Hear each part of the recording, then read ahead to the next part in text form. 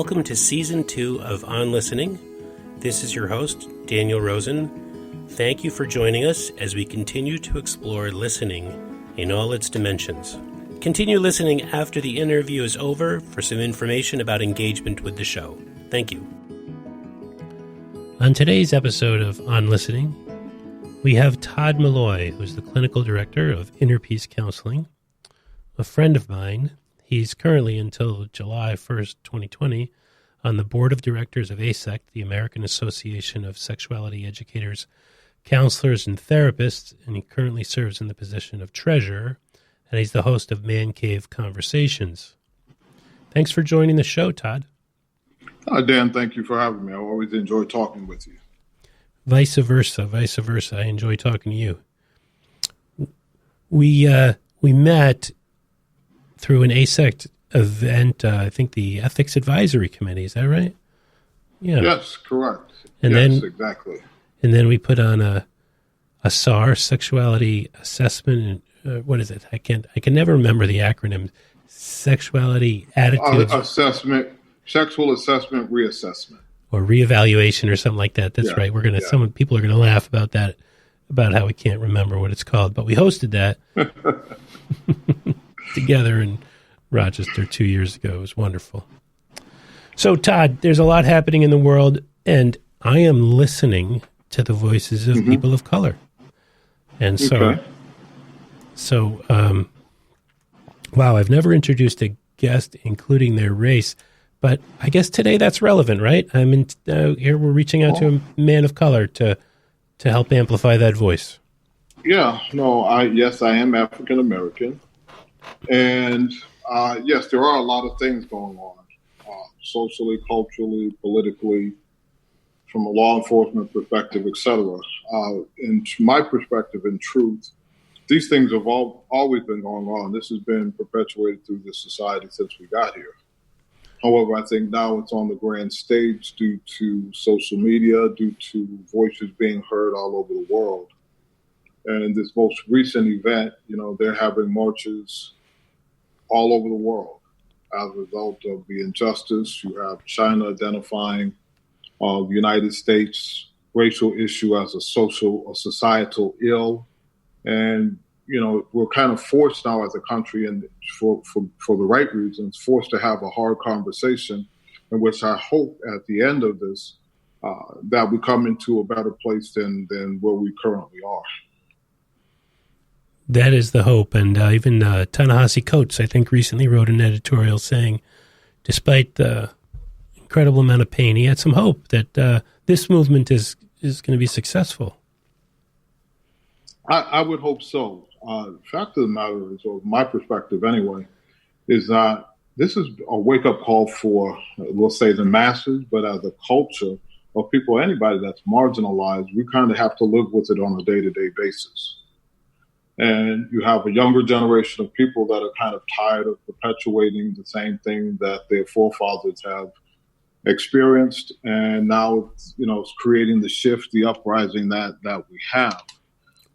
Again, but I think it's a necessary conversation because as a society, we have elevated, or as a country, we have elevated to such high levels intellectually, personally, developmentally. And why can't we have hard conversations? And I think that this is that time to have them and talk about the injustice and the imbalance and the lack of equity and justice in our society. Yeah, there's some names. Well, what would you name this problem that has been going on for such a long time that has so much central attention? Racism, basically, and I mean that's in its simplest term. But it's about a total injustice. Society, we have parts of our society that have privileges that others don't. However, we all pay taxes. We're all contributing members of this society. So why would we not be treated equally? If you can. Mr. Floyd, he had someone's knee on his neck for 8 minutes and 46 seconds. Yeah. And people stood around and watched him die on world TV, like social media, that was seen all over the world.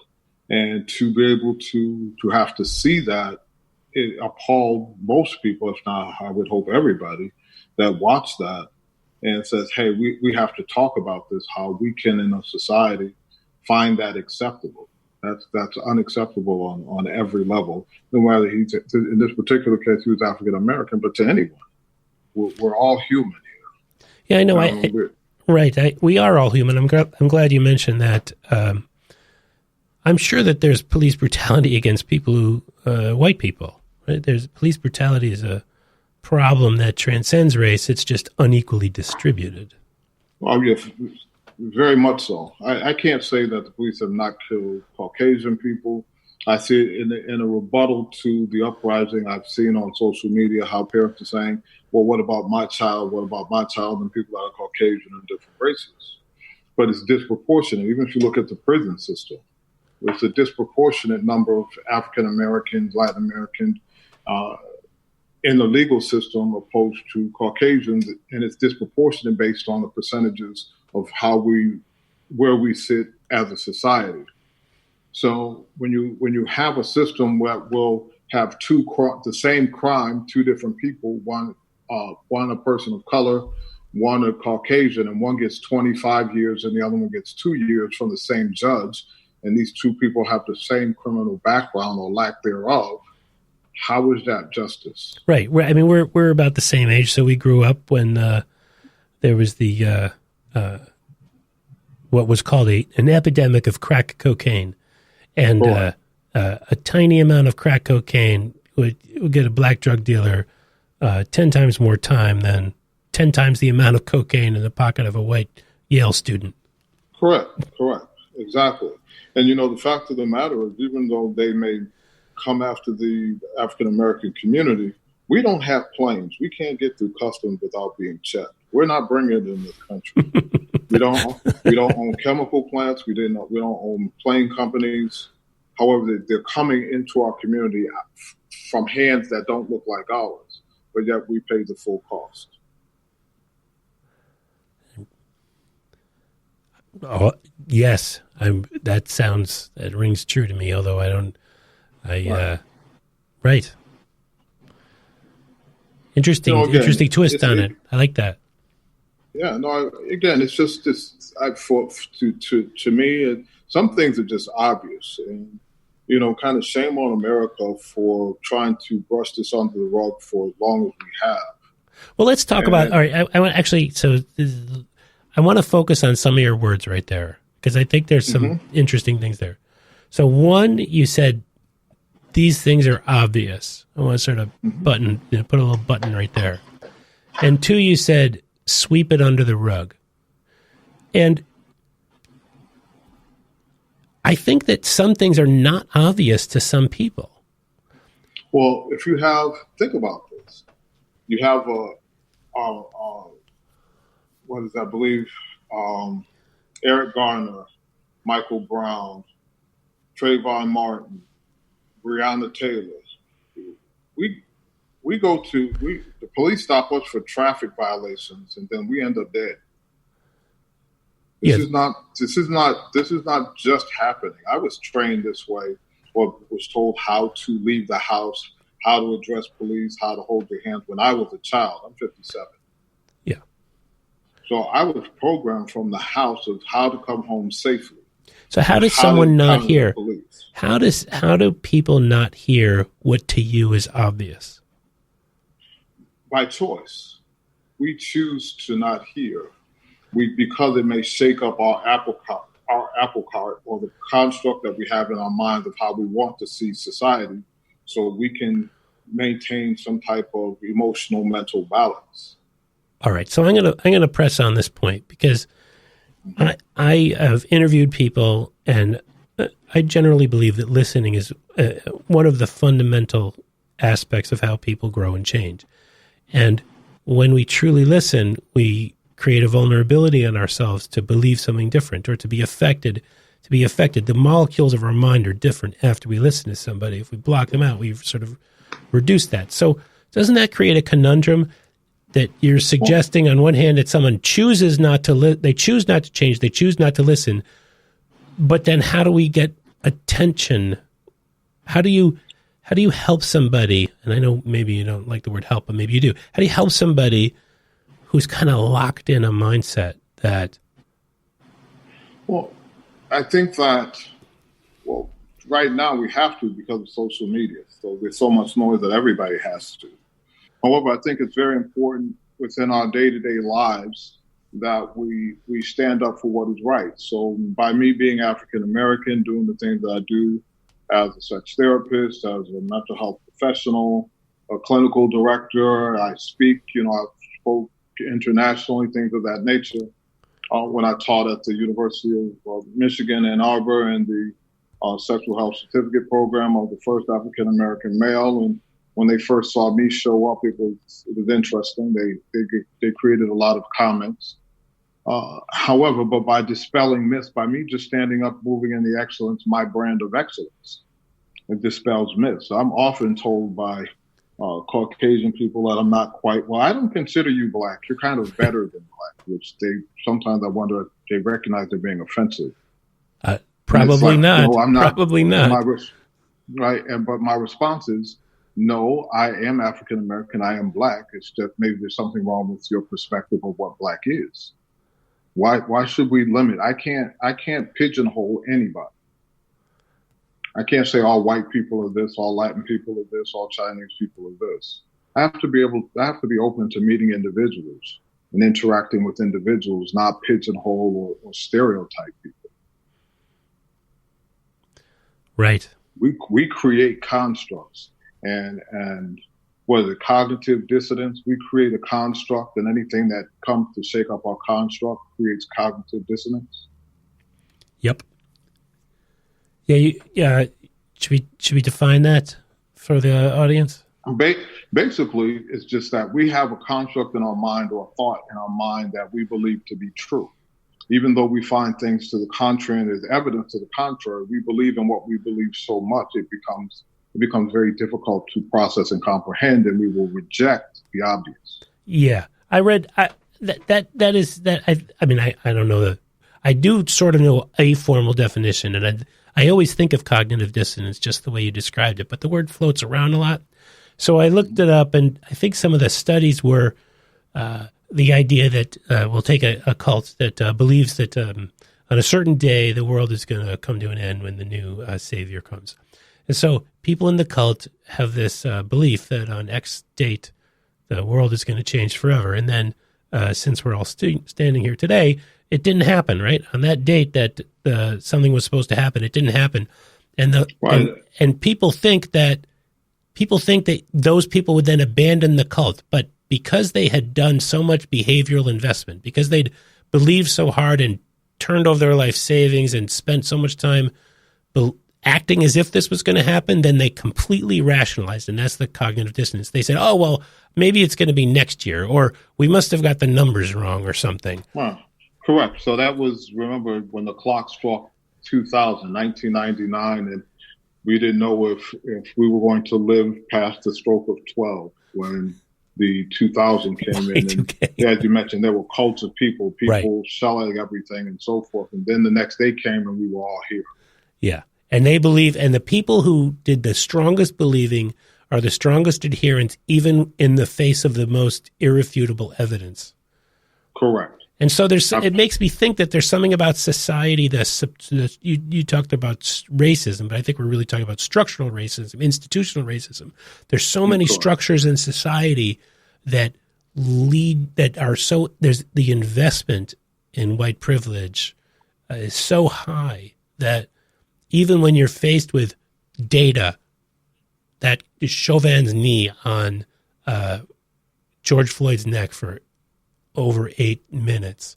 Even when you're faced with that, there's so many other behaviors and belief systems that the cognitive dissonance prevents you from taking in that new data. Well, but again, I think it's a choice. Why can't we choose to be open to learn and grow? I was challenged many years ago by an 85-year-old general in the United States Army working for the Pentagon. And he said, Todd, it's obvious you're intelligent, but are you relevant and competent in the moment? And how I received that was, Todd, irrespective of what you know now, life is dynamic and always changing. Don't be stagnant. Be open to grow and learn. Yeah, well, right. I mean, this is, this is why I love you, Todd, because that's the kind of guy you are. That's the kind of man that you are. But there's people who aren't that kind of person. And when you say it's a choice, you said that a couple times, so I'm going to go with that. Right. If that's a choice, then to me, what that does is it points to the importance of protest. It points to the importance of raising the voice, white and black, all genders, all races, all ethnicities, speaking up for, as allies or the people who are fighting for justice, raising that voice so high that the people who make the choice not to listen have to listen. Correct, but this is how it's done. I would, during the season, it's been quite interesting because I've had colleagues call me and my clients call me that are Caucasian and ask me what they can do to help. And, I've heard a number of things. They had a list in Facebook, 75 ways to help the African-American people, and I thought it was cute. But my challenge to them is, you're in rooms that I've not. Right. And as opposed to someone saying something inappropriate and you being quiet, why don't you call them on it? Yeah. Why don't you challenge the mindset when they say off-collar things, when they're saying racist things, but just things that are inappropriate? And no matter what the race, gender, environmental position, whatever the case may be. But why not speak to it as opposed to being silent? Because when you're silent, that's agreement and you perpetuate the mindset, as opposed to challenging it to that person and for the atmosphere to hear, such that we're consistently what I would call polishing a rock to stimulate avenues of thought and create a collective change. If we collectively take the responsibility of speaking out against injustice in the moment it's happening, that will have a rippling effect. You don't have to do big moves. It could be the smallest of stone creates the biggest of ripple in the midst of a river or a lake or a pond. What was it? Ella Fitzgerald, and the audience may or may not remember, was an awesome jazz singer. She was not able to perform in certain clubs because of being African American. However, Marilyn Monroe, who was a friend of hers, said to a club owner, if you let her get on stage and sing, I will come to your restaurant and sit at the head table in front of the stage. So when she's there, I will be there. And because he wanted Marilyn Monroe in his restaurant, because obviously that brings notoriety, it generates revenue for him, it empowered, she used her entitlement or her privilege to create opportunity for Ella Fitzgerald, who went on and sang to the world. Beautiful story. Small things can have a great rippling effect. Yes. I agree. ASEC wrote a statement recently, and you're on the board of directors, and you voted for that statement. And this statement obviously, I think it's an appropriate statement. You have to think about this. One of the reasons. Let's tell the audience what it says first, because they don't know yet. Yeah. Well, I don't have it pulled up here in front of me, but based on it's about current state of affairs, we did a paper on racism and social justice, racism and white supremacy. Yeah, the organization talked about dismantling white supremacy within its own ranks, acknowledging it's a historically predominantly white organization. Because remember, our organization is made up of people of society. Mm-hmm. However, but the mere presence of this, and why I was sharing why I enjoyed the organization, when I joined the organization, it's an organization where people of, no matter what your gender, your sexual orientation, your ethnicity, really can come together, and really supposed to be the tenet is for us to be free, to be who we are, and not subject ourselves to the taboos of society. Right. So even as a society, even though that may be our intent, we're a part of this society. Our members are a part of the society, and still bring in the bias, et cetera, et cetera, et cetera.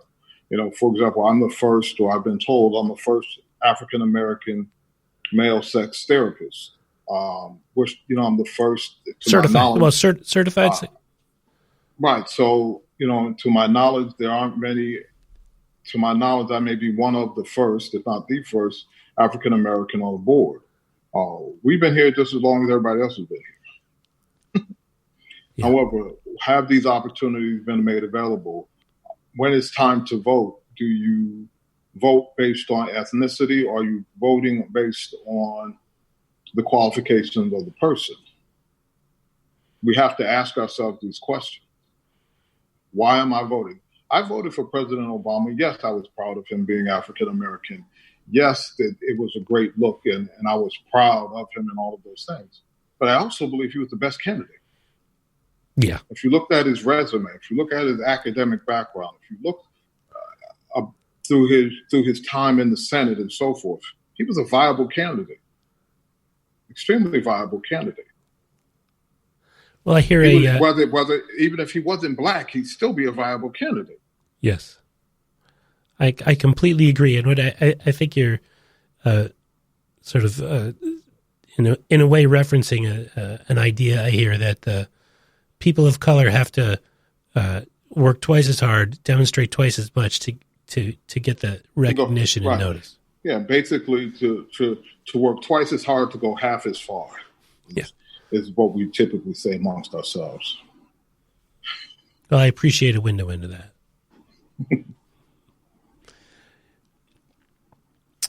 that. Listening. I'm fascinated by listening. Personal question to you. What happens in you when you listen to racially biased things? I find it frustrating. Frustrating in that it's frustrating because the way that I would call it, just being frank, it's the stupidity. Because I think as a society, I think most myths, there's excellent, if you look at society, we go to college, we're achieving these things. Why would we marginalize and stereotype and try to pigeonhole people? The mere fact of you suppressing people limits society as a whole. Everybody should be free to maximize and function in their greatest self. If we're free to be who we are and we are able to function in our greatest self, what are the opportunities that we could have as a society, as a culture, as a people? I feel that when you say that, and when you talked about the ASEC mission, about liberation and freedom, I just feel that in my body, that sense of lightness. Like, what if we really could achieve it all? What if everybody knew that there was room for everybody, and that we could? The fact is that there is. Yeah, there is room for everybody. Absolutely. Warren Buffett doesn't have to try to get all the money. He likes connecting and showing other people how to get money because it can't stop him from making his. There is enough for everybody. Because think about this. There are new ways to create opportunity and success every day. I remember it earlier. So right now we're saying Black Lives Matter and we're talking about systemic racism, but black is beautiful, right? That was a much older phrase that I think speaks to that. You have to own what you are and who you are and be proud of it. But as a people, most of us, many of us are. But when you're combated with society every day telling you you're less than, what is it? I was on social media this the other day, and Huckabee says, well, the Constitution says that Black people aren't actually humans because we were considered 3/5 of a person. And unfortunately, even though society has changed and science has dispelled that myth, there are people that still want to hold on to it. So when you're bombarded and you're considered to be a thug, illiterate, right now I think there was a senator that said African Americans have COVID because we don't know how to wash our hands. I mean, it's ludicrous, asinine actually. But it's just so when you're bombarded with that type of, just think about this. Yeah. If as a growing child, and you're told everything that you're not. You're called everything but a child of God. You're not affirmed outside of your home. You're always bombarded with negative stereotypes. Mm-hmm. How does that alter the mindset of that person? What overall impact do you think they're going to be? Do you think that there's a challenge for them to be positive, optimistic? Yes. When you're told you're not going to counter anything. When I graduated from high school, top 15, 20 in my class. My guidance counselor, Caucasian, said, well, you're not quite 4-year college material. You may want to go to a trade school. That's such bullshit. Oh, exactly. Now, this is I went to a private Catholic school, which I paid for. I worked to pay for to go to school, maintained my education, graduated in the top, 20 of the program, and he told me I was not college material. Now, obviously, and I did not believe that, but there were many people that did. I worked with clients that were are very successful now, but they struggle based on some bad information that they were given when they were younger about what they couldn't do, what they couldn't achieve, and recognize it altered the course of their lives. Yeah. So it's tragic. Exactly. This is for me in this whole current situation. I'm not disillusioned. I'm not shocked. I'm not appalled. Only reason being is that I've lived with this my whole life. So this is more of the same for me, not to the point of being jaded and not being connected or engaged, but I've already had to package all of this in order to move forward and be successful and raise a family, or even want to bring kids into this society. Yeah, African-American kids, I have 4 children. 3 of them are African-American male. One of them is an African-American female. But for me to conceptualize even bringing children in this world, understanding the offenses of this society was a process within itself. Mm-hmm. Because I recognize that you tried to interrupt the induced shame that your children might. You tried to stop that societal message getting to them and help them feel proud of who they are. It's so think about this. When First Lady Obama, President Obama was running for president prior to his first term, a journalist asked First Lady Obama if they were afraid of her husband being assassinated. He said, my husband's African American. He can leave the house and go to the store and be killed. Yeah. We've already processed past that. We recognize that's a reality, but we've packaged it in a way that we can still move forward successfully and achieve the goals that we want to achieve. So that's our world. So you maybe I missed what you were saying then about your kids. You said that you sort of prepared them for... Right, no, but for me, being African American, understanding the stresses, the pressures of being who I am and having dealt with racism and all of these things my entire life, I had to process whether I wanted to bring children into this world, into this country. Mm-hmm. Because I recognized the adversity and the struggles that they would have to press through. So it wasn't a point of, okay, I'm grown, I decided to get married and have children. Even I waited 6 years after being married before I had children. That was intentional. It wasn't an accident. Because I really had to process for myself that I want to bring children into this world, understanding up front what they would be subject to. That they may leave the house one day and not come back home. It sounds so frightening. It sounds frightening, and yet a lot of courage to do it. Yeah. So when you live this way for your whole life, what's going on now is more of the same. I applaud the protesters. I applaud the rallies that are going on because it's forcing the hard conversation, because it's just to a point, it's past the point where enough's enough. It's been passed. It's passed. So Todd, we're not quite at the end of the show, but we're coming close to it. Mm-hmm. And so there was some intentionality around me, a white man inviting you, person of color, on the show, and the show's about listening. So I want to know, do you have anything to say about me listening to you and you listening to me? The most vulnerable question would be, did I miss something? Did you feel that the quality of my listening that didn't hear something, or that... No, at this point, no, I don't. Dan, I applaud that you're willing to have the conversation. That just for the mere point of using the platform that you have to have a transparent conversation about race and privilege is to be applauded. So, no, I think all things have been done well, decently, and in order. Well, I appreciate that, and I want to acknowledge that the risk is higher for you. I've sort of been learning this through these protests. The risk is higher for the people of color who speak up. Yeah. It comes to a point, given my age and tenure in life and all of those things, I'm at a point in life where I'm kind of free. I don't have to prove anything to anybody. My record speaks for itself.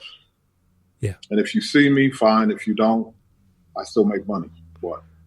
I'm still able to live the quality of life I want to live. Refer to the previously aforementioned 4 children. Exactly. I've already made it a point that I'm going to live the quality of life irrespective of the obstacles. I'm a firm believer in the only one that limits you is you. People, irrespective of the social ills, there are ways to be overcome the hurdles. There are still ways to be successful. It's sad that we have to overcome them because we're put at a disadvantage. But irrespective, I'm not going to let anything stop me or anyone that's willing to listen to me. I challenge you never to let anybody stop you from anything. Your success is available to you. I do have this thing. As I do these episodes, I keep noticing that I value listening so much, and I'm aware that some people don't listen. And right, for example, Donald Trump is not listening. Right? This man is president, and he's got his own inner circle is enraged with his behavior and his failure, the way he's addressed the sorely needed efforts to correct racial injustice. So I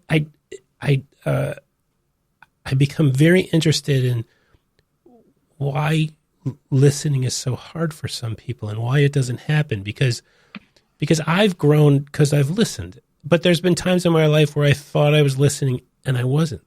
And so I know but some people only like to listen to themselves. They like to hear themselves speak. Yeah, right. And how do we break? So one of the things I'm taking away from this is I recorded some people at the protest and their process of recording them. I listened with a higher level of intensity, and the message really reached me in a different way. And what you're talking about being one of the early African American Black men in some of the educational opportunities you had, that there's a quality of how do you get someone to listen? Well, you show up in a way that you're just right there, right, in all your excellence. And nothing beats excellence. And it's so disappointing after Obama, who is excellence extraordinaire, that he was denigrated so rapidly, so intensely. But you had to pay attention. I don't know how you would miss. But think about this. But I agree with you, and he and his family were disrespected in ways that I can only imagine.